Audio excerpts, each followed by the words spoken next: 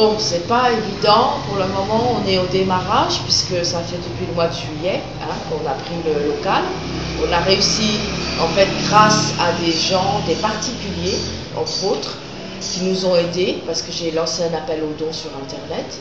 Donc là, ce sont vraiment les particuliers qui sont intervenus parce qu'on avait déposé des dossiers au niveau des entreprises, mais on n'a pas eu de réponse positive. Au niveau du gouvernement, des ministères non plus. Donc c'est grâce surtout aux particuliers. Et là, bon, on est encore en phase de structuration parce qu'il nous manque encore le mobilier. C'est au fur et à mesure, on a réussi à avoir quelques chaises, des trucs comme ça, mais il nous manque encore surtout les lits. Voilà. Et là, on vient nous livrer tout à l'heure un congélateur. Certainement, vous avez rencontré des difficultés pour en venir jusqu'ici aujourd'hui. Et jusqu'à présent, vous avez des difficultés. Quelles sont ces difficultés-là? Bon, c'est surtout au niveau des institutions. On dépose des demandes, on n'a pas forcément des réponses. Au niveau du gouvernement, c'est pareil. Bon, on a des contacts, mais on n'est pas soutenu. Les difficultés sont aussi des gens qui sont des fois qui pensent en fait que notre association gagne beaucoup d'argent alors qu'ils s'approchent de nous et puis finalement ils se rendent compte qu'il n'y a rien à gagner.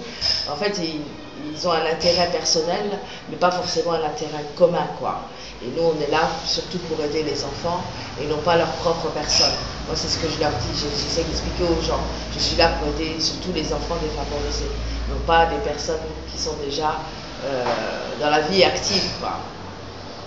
C'est pas facile de gérer les enfants, mais aujourd'hui, vous êtes avec les enfants. Comment vous parvenez à vous en sortir au niveau de l'éducation, des nourritures et ainsi de suite?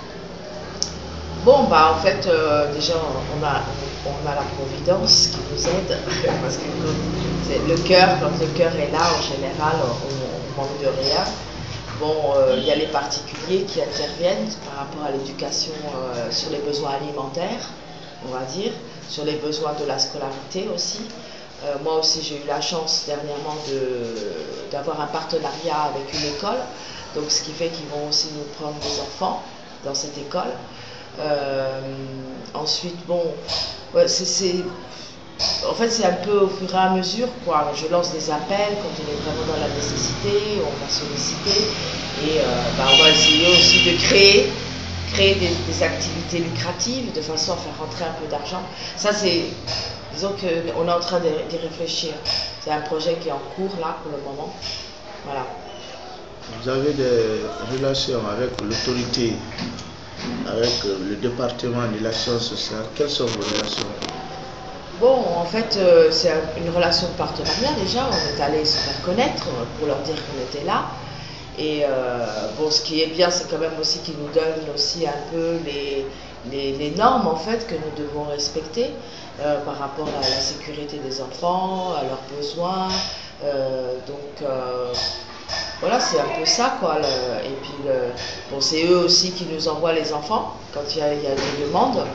Voilà, parce que je préfère travailler avec les autorités plutôt qu'avec des gens particuliers. On ne sait pas si ça se trouve l'enfant n'est pas vraiment abandonné, alors que eux ont normalement déjà mené une enquête, quoi, sur le terrain.